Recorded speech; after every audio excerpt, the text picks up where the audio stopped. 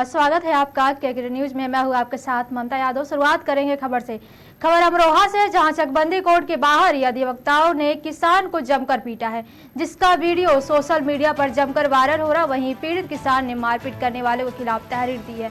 ये पूरा मामला अमरोहा जनपद के हसनपुर तहसील प्रांगण के चकबंदी न्यायालय के पास का है।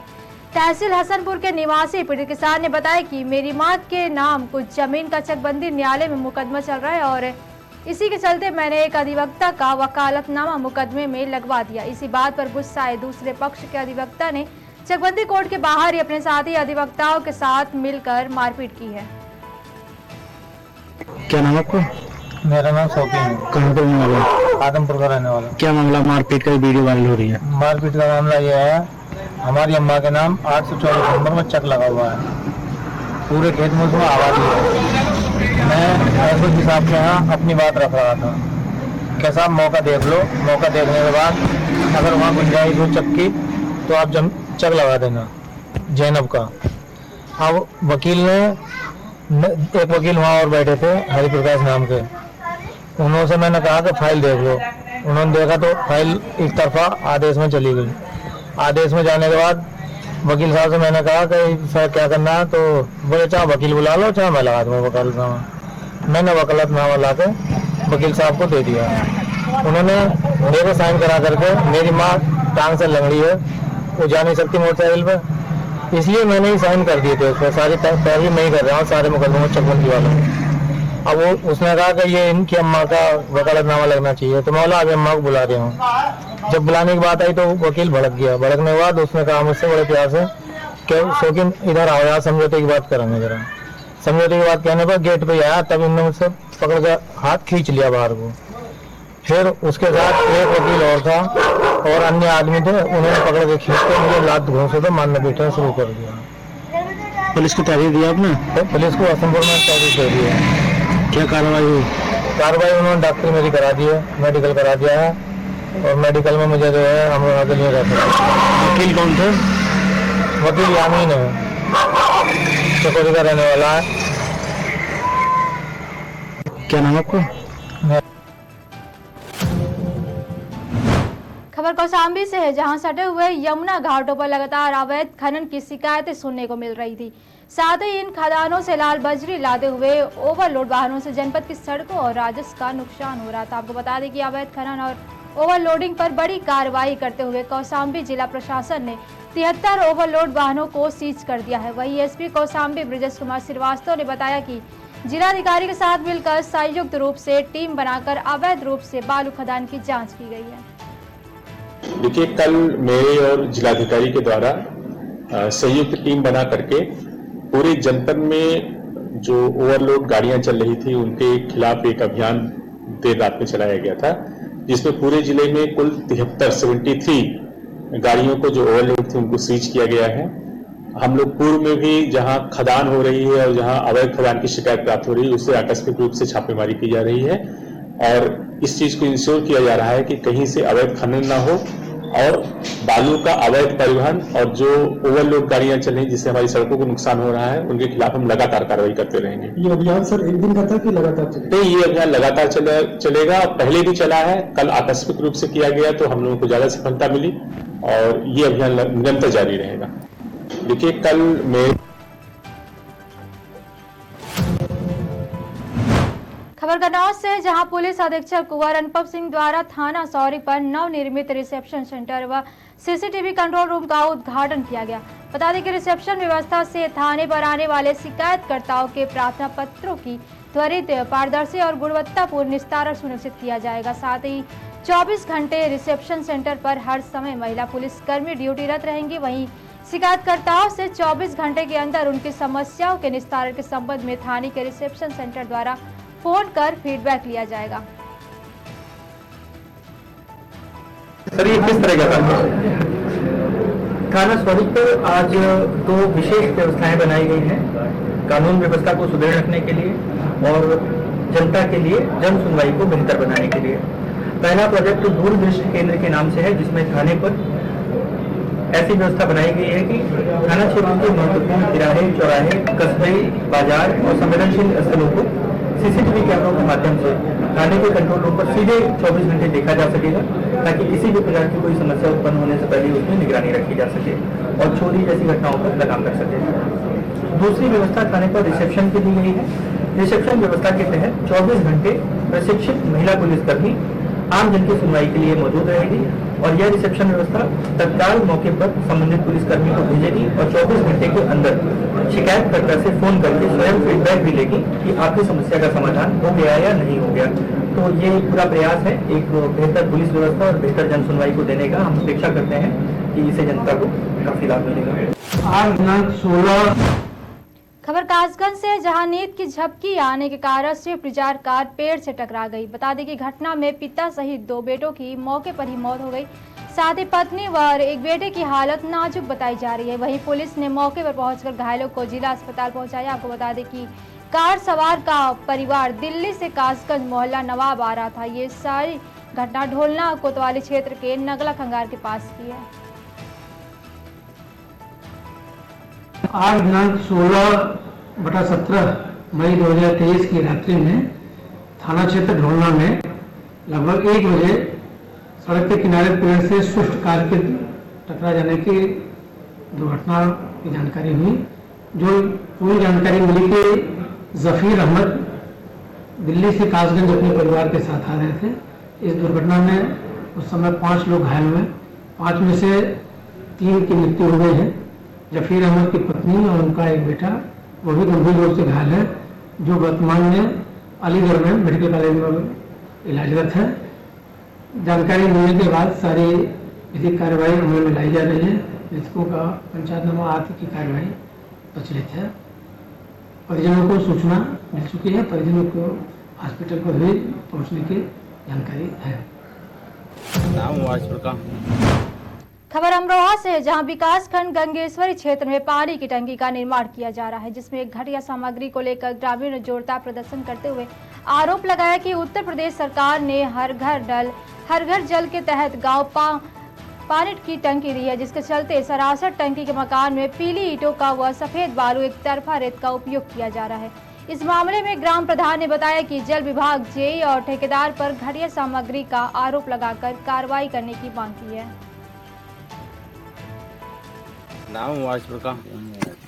मैंने इस विषय में ये पीला ईंट लगा रहा है, ठेकेदार से बस से बात करी थी तो वो उल्टे सीधे जवाब दे रहे हो, प्रधान का कोई वो नहीं है, हक नहीं है, ये हुआ उससे ज्यादा हो गया। मैंने कहा भाई पीला ईंट में लगा, इसमें गांव का हुआ है मामला।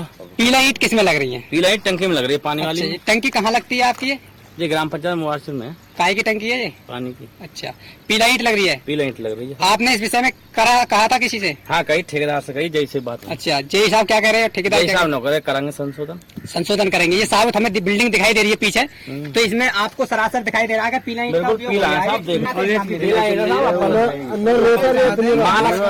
मानक के अनुसार ही काम होना चाहिए, मानक के अनुसार काम। आपकी जो मांग है वो ये कहना चाह रहे हो कि आप मानक के अनुसार ही काम होना चाहिए टंकी पर? हम होने देंगे, ग्राम पंचायत में काम नहीं होने देंगे, मानक के अनुसार काम होता है तो होता है, नहीं तो होने देंगे। मसाला क्या चल रहा है इसमें? मसाला तो साहब देख लो, बिल्कुल वो है, देखो आप। अच्छा, ये बराबर से ईंटें चट्टी खड़ी है, मामले में क्या कह सकते हैं? आपने लिखने के लिए भी कहा था। हाँ, अगर हमारा हक नहीं, ये प्रधान का हक नहीं, तो ये तो आपके समाज में लगता है। देखो पीला ईंटें देखो, सब देखो पीला ईंटें देखो,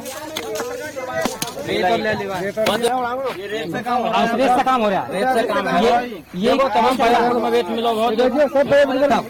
तो दीवारें फिर तो कच्ची होगी इस प्रकार से। ये तो बहुत अनुसार कोई काम है, टंकी को बड़ा अच्छा बजट है, सही हिसाब से काम होना चाहिए। ग्राम पंचायत में जो आप जो इतने लोग इकट्ठे हुए हैं आज, तो आप लोगों का कहने का मतलब ये है कि मानक के ही अनुसार कार्य किया जाए। क्या नाम है? खरबांदा से, जहां बारा जनपद के कल देर रात लाखों रुपए की चोरी हो गई। वहीं आपको बता दें कि चोरों के हौसले इतने बुलंद थे कि घर में 2 लोग रहने के बाद भी चोरी की घटना को अंजाम दे दिया। पीड़ित ने बताया कि घर के अंदर रखा हुआ बक्सा बाहर मिला, जो घर के कुछ दूर पड़ा हुआ था और ताला भी टूटा हुआ था। सुबह मौके पर ही पुलिस ने पहुंचकर जांच पड़ताल की और आगे की कार्रवाई में जुट गई है। क्या नाम है आपका? राम मोहन सिंह जो है। राम मोहन सिंह, लगभग कितने की चोरी हुई है आपके यहाँ? हमारी मतलब 2.5 तोला करीब सोना है, 8,000 रुपया नगद है बस। अच्छा, कैसे जानकारी हुई कि आपके यहाँ चोरी हो गई? अब सुबह जब देखा तो और झाड़ू लगाने नहीं गिरी बकरी में यहाँ बाहर, तो दरवाजा खुला था, तो दरवाजा देख के तो ना बोली कुछ, वो समझा कि इसमें दरवाजा खोला होगा। लेकिन जब झाड़ू लगाने लगे मैं टट्टी घर में घुस के बैठ गया। तब एक पड़ोसी ने आके बताया कि बक्सा पड़ा है तुम्हारा, लगता है तो साड़ी चिन्हती नहीं है, जो औरतों की साड़ी है तो सब चिन्ह जाती। तो कहा तुम्हारी साड़ी है, देखो यहाँ बक्सा पड़ा। जब गए तो नींदी के पास बक्सा हमारा टूटा पड़ा। आपने पुलिस को सूचना दी? पुलिस को सूचना दी, पुलिस आई, दरोगा साहब आए, मुआयना किया पूरा, देख सुन के। क्या लगता है किन लोगों ने ये घटना को अंजाम दिया है? अब हम किसी को जब नहीं देखा तो किसी को नहीं कह सकते हैं अभी। अच्छा, अभी पुलिस ने किसी को पूछताछ के लिए हिरासत में हाँ, लिया? एक को हिरासत में, अब हमारा भतीजा है उसी को हिरासत में लिया। चोर चाह है वो, बड़े बड़े उनसे फोन भी करता है वो, संपर्क। क्या नाम है उसका? उसका सुखराम कहते हैं। सुखराम कहते हैं। अच्छा, उसको पुलिस ने पूछताछ के लिए हिरासत में ले गई? दारोगा जी ले गए। अच्छा, पुलिस ने क्या आश्वासन दिया है आपको? बस पुलिस आश्वासन ने भी यही दिया कि देखो पता कर रहे हैं, पता करेंगे। आप क्या चाहते हैं? मेरा जिका के तो सर खैर मथुरा से जहां आंगनवाड़ी केंद्र पर गर्भवती बाल शिशु बाल पोषाहार वितरण में एक मनमानी देखने को मिली है। वहीं लाभार्थियों का कहना है कि मई माह में मिलने वाला राशन आंगनवाड़ी कार्यकारिणी 3 महीने का राशन आया और 1 महीने का राशन वितरित कर रही है। वहीं 2 महीने का राशन गर्भवती महिलाओं बाल शिशु पोषाहार को बाजार में बेच देते हैं। देखने वाली बात यह है कि प्रशासन इन आंगनवाड़ियों के खिलाफ क्या कार्रवाई करता है या इनकी मनमानी यूं ही चलती रहेगी। मेरा जिका के तो सरवरी नाम है। आपके आंगनवाड़ी का? आंगनवाड़ी वो है ऊषा। क्या बच्चे हैं आप पे? मेरी बहू पे एक नाती है। कितने साल का है? ऐसा 2-2.5 साल को। राशन नहीं दिया आपको? कब नहीं दिया। क्या कह देती है? जो कह देते अब के लिए, अब के लिए, अब के लिए, ऐसे कहते हैं अब के लिए, अब के आया नहीं है, अब के आया नहीं है। कितने दिन से राशन नहीं मिल रहा आपको? 4 महीना आएगी। और जाके आंगनवाड़ी में पढ़ रहा हो, जब को ना दे शुरू को ना दे नहीं कर देते। क्योंकि अभी तुम्हारी बहू है नहीं है, कहीं जयपुर चली गई है, कहीं कहीं चले ऑफिस चली गई है बहू। तो क्या है ना है बहू? क्या नाम है? मामला जनपद जालौन के उरई कोतवाली क्षेत्र से सामने आया है, जहां बालू खनन के दस्तावेज फर्जी तरीके से बनाकर 35 लाख रुपए से अधिक की ठगी की गई है। ठगी के शिकार व्यक्ति ने अपने को ठगा हुआ महसूस करते ही तत्काल उरई कोतवाली में तहरीर दी है। वहीं पुलिस ने भी तत्काल मुकदमा दर्ज कर कार्रवाई शुरू कर दी है। धोखाधड़ी के तो आपने कई मामले देखे सुने होंगे, लेकिन जनपद जालौन से कल एक मुकदमा जनपद जालौन की उरई कोतवाली में दर्ज कराया। दरअसल एक व्यक्ति ने उरई कोतवाली में एक मुकदमा दर्ज कराया कि खनन से संबंधित यानी बालू खनन से संबंधित फर्जी दस्तावेज जो बनवाकर एक व्यक्ति के साथ 35 लाख रुपए से अधिक की ठगी कर ली थी। इस पूरे प्रकरण में जब जानकारी उसको सामने आई तो उसको लगा कि उसके साथ बहुत बड़ा धोखा हुआ। दरअसल MM11 जैसे जरूरी प्रपत्र होते हैं वो बिना सरकारी मोहर या से बन नहीं बनते, लेकिन कुछ जालसाजों ने फर्जी तरीके से इस पूरे प्रोग्राम को अंजाम दिया और फर्जी दस्तावेज बनाकर व्यक्ति को टिका दिया और उससे 35 लाख रुपए से ऊपर की ठगी कर ली। उसने जब इस संबंध में जब जानकारी ली, जब उसकी जांच कराई तो मामला पूरी तरह फर्जी पाया गया। तत्काल उस व्यक्ति ने उरई कोतवाली में जो है जाकर तहरीर दी है और उरई कोतवाली ने भी तत्काल संज्ञान लेते हुए इस पूरे प्रकरण को गंभीरता से लिया है और इस पूरे प्रकरण की जो है मुकदमा दर्ज कर आगे की विधिक कार्रवाई शुरू कर दी गई है। यानी कहीं न कहीं जनपद जालौन का ये लाल सोना जिसकी चाहत में लोग कुछ भी कर गुजरने को तैयार होते हैं, जनपद जालौन के इस लाल सोने के लिए अवैध खनन परिवहन और अवैध खनन में लगे माफिया दिनों दिन बलवान होते चले आ रहे हैं, सक्रिय होते चले आ रहे हैं। हालांकि प्रशासनिक घंटा सब पे चल रहा है, लगातार जो है प्रशासनिक अमला कार्रवाई करने में लगा हुआ है, थाना अधिकारी भी जो है अपना काम करने में लगे हुए हैं, परिवहन अधिकारी भी काम करने में लगे हुए हैं, खुद CCTV कैमरे से हाईटेक कैमरे से मॉनिटरिंग भी की जा रही है। लेकिन इसके बावजूद भी इस लाल सोने की चाहत से लोगों का मुंह भंग नहीं होगा। धोखाधड़ी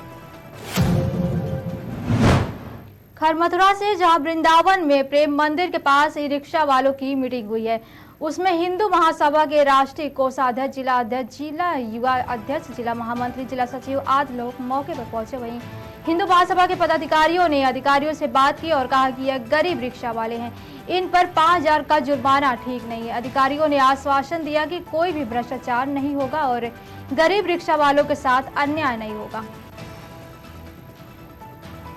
पाल जी, आपका क्या कहना है, आप बताएं। मेरा तो ये कहना है कि जो बेरोजगारी फैल रही है उससे भी ज्यादा ये लोग फैला रहे हैं। जब ई रिक्शा लेकर के लोग अपना बिजनेस चला रहे हैं, अपने दिनचर्या चला रहे हैं, और देखो बड़े बड़े लोग ये काम कर रहे हैं, और उस विकलांग है, कोई हाथ पांव से कमजोर है, पैसे भी कमजोर है, आर्थिक स्थिति कमजोर है, वो ई रिक्शा चला रहे हैं। कोई पैसे वाला ई रिक्शा नहीं चलाता। गरीबों का शोषण करना है, सरकार बंद करे। और मैं तो सरकार की तो कमियां कम बताऊंगा, लेकिन सबसे ज्यादा कमी हमारी पुलिस प्रशासन की। जो पुलिस प्रशासन एक दूसरे को पकड़ के, एक रिक्शा को पकड़ के 5,000 रुपए 10,000 रुपए मांगता है, वो मांगना बंद करें। अगर ऐसा हुआ, आज तो हम लोग आए हैं, बस देख के जा रहे हैं, अगर आज आगे से ऐसा हुआ तो अगर भारत हिंदू महासभा एक बड़ा आंदोलन करेगी और इसको सबको खत्म करने का काम करेगी। दिनेश जी, आप बताइए कैसे आए यहाँ? आज यहाँ वृंदावन में ई रिक्शा वाले बहुत परेशान है। हिंदू महासभा पदाधिकारी यहाँ आए बड़ा दुख का विषय है कि 50-60 हजार में तनख्वाह वाला आदमी 5,000 में कमाने वाले मजदूर से रिश्वत मांगता है। अरे तुम ज्यादा भूखे मर रहे हो तो 100-200 रुपए ले लो भैया। 5-5 हजार रुपए का इनका बेचारे का निकाह कर देते हैं, 5-5 हजार रुपए लेके इनको छोड़ते हैं। ये गरीब मजदूर आदमी बताओ कैसे अपने बच्चों को पालेगा। ये बेरोजगार व्यक्ति, इन्होंने ई रिक्शा लेकर अपना व्यापार चलाने के लिए, अपने बच्चों को पालने के लिए ई रिक्शा चला रहे हैं। इनसे भी ये लोग रिश्वत ले रहे हैं। बहुत ही दुख का विषय है। योगी जी, मोदी जी ईमानदार है, लेकिन निचले स्तर पर भ्रष्टाचार बहुत बढ़ गया है। इसलिए हम सरकार से मांग करते हैं कि इन लोगों को, गरीबों को बचाओ और इनसे कम से कम रिश्वत ना लें। ये कोई बहुत गरीब व्यक्ति है। आज यहाँ पे हिंदू महासभा क्यों आई है? पिछले करीब 6 दिन से मेरे पास लगातार फोन जा रहे हैं। ई रिक्शा चालक जो है वो यहाँ परेशान है। जो ट्रैफिक पुलिस है उनको परेशान करती है बिना किसी बात की। उनके पास सारे डॉक्यूमेंट हैं, उनके पास लाइसेंस है, जो उनको संबंधित डॉक्यूमेंट होते हैं, कागजात होते हैं, वो सब है। उसके बाद भी उनको रूट नहीं बताया गया, बिना बात के उनको परेशान किया जाता है। उनके रिक्शे को यहाँ बंद कर दिया जाता है। उसके बाद शाम के टाइम जब उनके रिक्शे छोड़े जाते हैं तो उनसे उड़ाई की जाती है। 4,000 दे जाओ, 3,000 दे जाओ, आपका रिक्शा छोड़ दिया जाएगा। ये रोज का धंधा बना रखा है। इस वजह से जनता भी परेशान है, बाहर के लोग जो आने जाने वाले वो भी परेशान है। और ये लोग वैसे ही बेरोजगारी देश में इतनी फैली हुई है, इन लोगों से पूछिए अपने परिवार को कैसे चलाएंगे।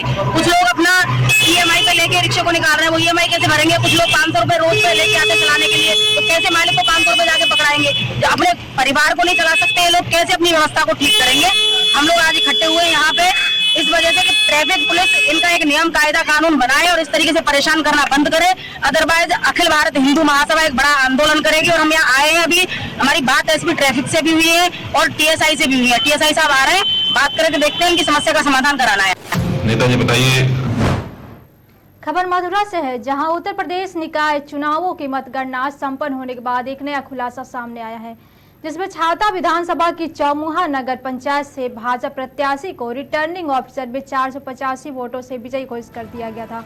वहीं उस प्रमाण पत्र की एक ओरिजिनल कॉपी छाता के एक प्रत्याशी के हाथ में लगने के बाद भाजपा के एक जनप्रतिनिधि पर निशाना साधते हुए कहा कि इस जनप्रतिनिधि की वजह से भाजपा विधानसभा में तीनों सीटें हार गई। केवल कोसीकला की सीट भी भाजपा कार्यकर्ताओं की वजह से जीती और उसी जनप्रतिनिधि ने निर्दलीय प्रत्याशी का समर्थन भी किया है। केवल 2 सीटें भाजपा संगठन ने अपनी मर्जी से दूसरे प्रत्याशियों को दी, जिसमें दोनों सीटों पर भाजपा संगठन के कार्यकर्ताओं ने जीत दर्ज की है। नेताजी बताइए, जो आपकी पत्नी नेहा चौधरी जो इंजन चुनाव लड़ी थी, क्या कहना चाहेंगे इस बारे में? और मेरी धर्मपत्नी नेहा चौधरी छाता नगर पंचायत के अध्यक्ष पद हेतु प्रत्याशी रही और छाता नगर पंचायत की जनता ने बहुत ही बम्पर वोटिंग कर उन्हें आशीर्वाद देने का कार्य किया। प्रत्येक सब समाज ने आशीर्वाद देने का कार्य किया, चाहे मुस्लिम समाज के लोग हों, चाहे ब्राह्मण समाज के लोग हों, चाहे वैश्य बघेल वाल्मीकि समाज के लोग हों। प्रत्येक समाज से उपार्जन समर्थन मेरी पत्नी को दिया गया, जो वोटों में भी देखने को मिला। लेकिन एक ट्रेजेडी वहां पर हो जाती है कि मेरी पत्नी का जो चुनाव चिन्ह रेल का इंजन था, उसके जैसा सेम चिन्ह एक प्रपत्र में दमकल का आग बुझाने वाली मशीन एक डमी प्रत्याशी का था, जिसका आइकन बिल्कुल मेरे जैसे सिंबल से मिलता जुलता था। इसके चलते बहुत बड़ा कंफ्यूजन हुआ। जब मतगणना शुरू हुई तो देखने में आया कि निरंतर जो है मेरा वोट, जो रेल के इंजन वाला वोट था, वो दमकल पर पड़ता हुआ देखा गया।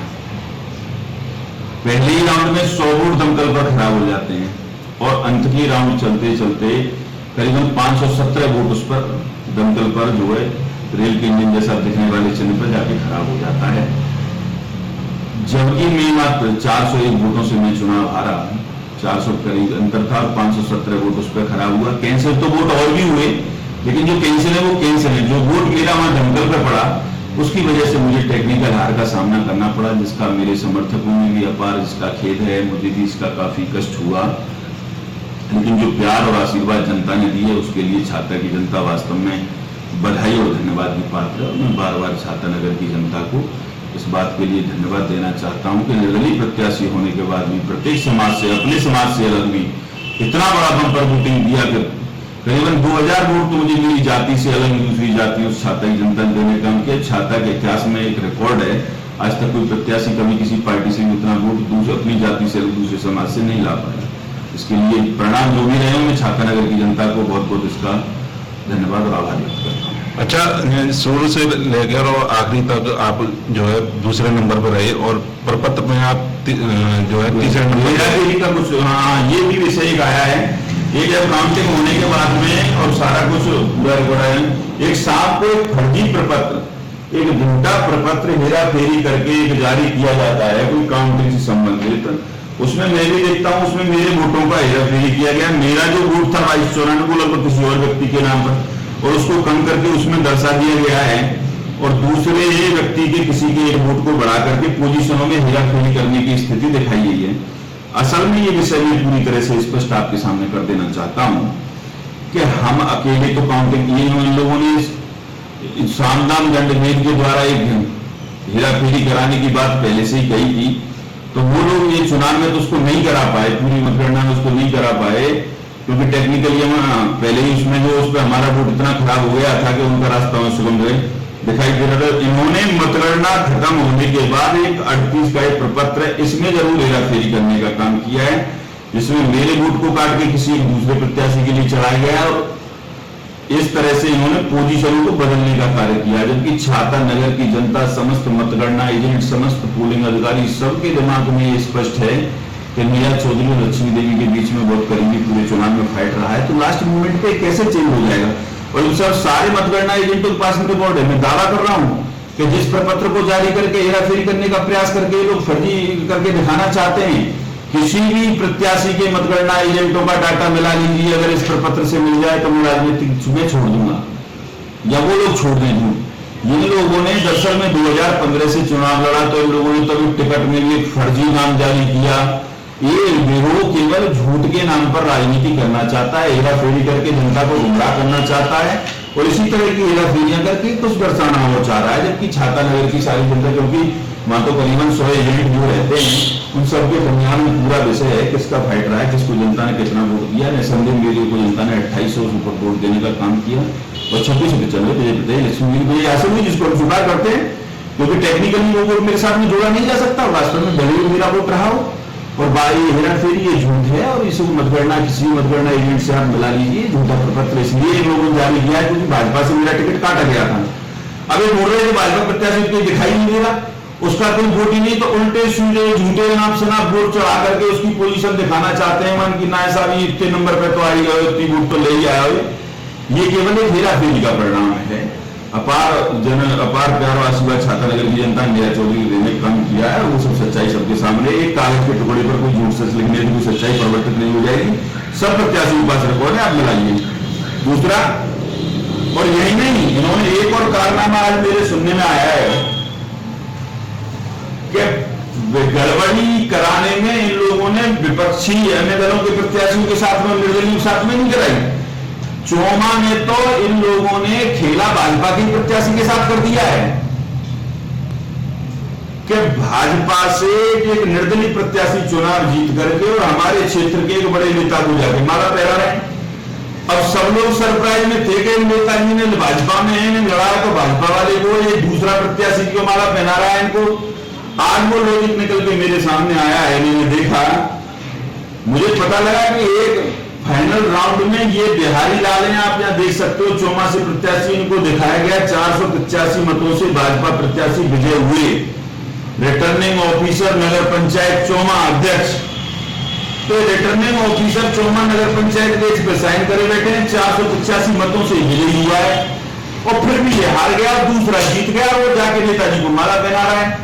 हमारे क्षेत्र के जो बड़े नेता हैं ये खेल किसी की समझ में नहीं आया। ये खेल इससे पता लगता है कि इन लोगों ने अपने सामदान दंड भेद का जो प्रयोग किया है वो भाजपा का भी बट्टा बैठाने में कसर नहीं छोड़ी है। तो पहले तो इन्होंने छाता से मेरा टिकट कटवाया ताकि छाता की सीट भाजपा हारे, लेकिन जनता ने प्यार वासी भरपूर दिया, सीट तो जीत गए, वो दल बगल पर वोट खराब हो गया, उस वजह से यहाँ पे टेक्निकल हार होगी हमारी। तो भाजपा वाला प्रत्याशी जो भी स्थितियां थी उसकी हेराफेरी करके वोट बढ़ाने का प्रयास जरूर ये करते रहे, लेकिन वो कहीं था नहीं उस स्थिति में। दूसरा, चोमा पर इन्होंने जब एक सीट पर एक प्रत्याशी जीत भी रहा था बड़ा मुश्किल, तो इन्होंने उस प्रत्याशी को भी हरवाने का कार्य किया है और वो प्रत्याशी चुनाव बनाकर में दूसरे चुनाव लड़े। असल में इन लोगों का उद्देश्य भाजपा की राजनीतिक नर्सरी को मिटा देना है। ये लोग सिर्फ ये चाहते हैं अगर छाता विधानसभा क्षेत्र में कोई भी जनप्रतिनिधि बने तो इनके परिवार से बने। दूसरा, कोई भी जनप्रतिनिधि छाता क्षेत्र से नहीं निकल के आवे, कोई भी युवा व्यक्ति युवा नेता कोई भी निकल के नहीं आवे, नहीं तो इनकी दुकान इन्हें बंद होने का उसे खतरा रहेगा। चाहे वो चौमा से कोई जीत रहा हो, छाता से जीत रहा हो या अन्य जगह से भी कोई जीत रहा हो, ये भरसक अपना बेईमानी कराने का, हेराफेरी कराने का, गलत डाटा देने का प्रयास करते रहते हैं। वही मैं जनता तक पहुंचाना चाहता हूं और भाजपा नेतृत्व को मैं ये भी पहुंचा देना चाहता हूं कि जिला पंचायत के चुनाव में ये महोदय, ये बड़े नेता जी 9 में से 7 टिकटें लेकर के आए, वो भी कमजोर प्रत्याशी को दिलाने का काम किया और 7 सीटें जो अपने पसंद की लेके आए, 7 की 7 पे हार गए। 2 सीटें भाजपा ने इनकी असहमति से कार्यकर्ताओं को देने का कार्य किया, उन दोनों पे भाजपा जीती थी जिला पंचायत में। अब की बार ये सारी सीटें अपने हिसाब से 4 नगर पंचायतों की लेने में कामयाब हो गए, उसका परिणाम आप देख लें, 4 की 4 पे हार गए। इनका उद्देश्य भाजपा को हराने का रहता है, भाजपा को मिटाने का रहता है। जब जिस पार्टी में रहते हैं उसी पार्टी के खिलाफ कार्य करते रहते हैं और वही अपराध इन्होंने सारी 7 सीटों पर भाजपा को हराने का किया है। निश्चित तौर पर मैं तो कहना चाहूंगा कि भाजपा नेतृत्व को भी इस विषय का गंभीरता से संज्ञान लेके ऐसा अपराध और पाप करने वाले लोगों के खिलाफ संज्ञान लेकर के। केवल छाता विधानसभा में कोसी नगर पालिका की सीट जो है बीजेपी की निकली है। कोसी नगर पालिका की सीट भाजपा निश्चित तौर पर जीती है। देखिए, कोसी नगर पालिका की सीट से भी धर्मवीर अग्रवाल वो पहले भी प्रत्याशी रहे थे 2007 में, करीबन 1100 वोटों से हारा हुआ प्रत्याशी था और वहां पर दूसरे जो भाजपा ने कार्य किया, दूसरे प्रत्याशी जो हमारे दूसरे पिछली बार भी जो प्रत्याशी रहे थे तरफसेठ, वो भी करीबी मार्जिन से हारे थे। उनकी भी मेहनत और ग्राउंड का लाभ धर्मवीर अग्रवाल को मिला। इन लोगों को लेकर के तो उस प्रत्याशी से भी लोगों ने ये कह दिया यदि इनको चेहरा बनाया गया, इनकी दखलंदाजी रही तो आप चुनाव हार जाओगे। तो उसने दूर रह करके बच करके कार्य करने का जो फिर वहां जो है वो निजी मेहनत का नतीजा है, भाजपा कैडर पे उसका नतीजा है। केवल एक सीट वो जीत पाए, वो व्यक्तिगत उसको उसका क्रेडिट अगर जाता है तो वहां के उसी नगर के मूल भाजपा कार्यकर्ताओं को जाता है। नेताओं की कारगुजारी में तो वहां भी हराने में कोई कसर बाकी रह नहीं। नेताजी बताइए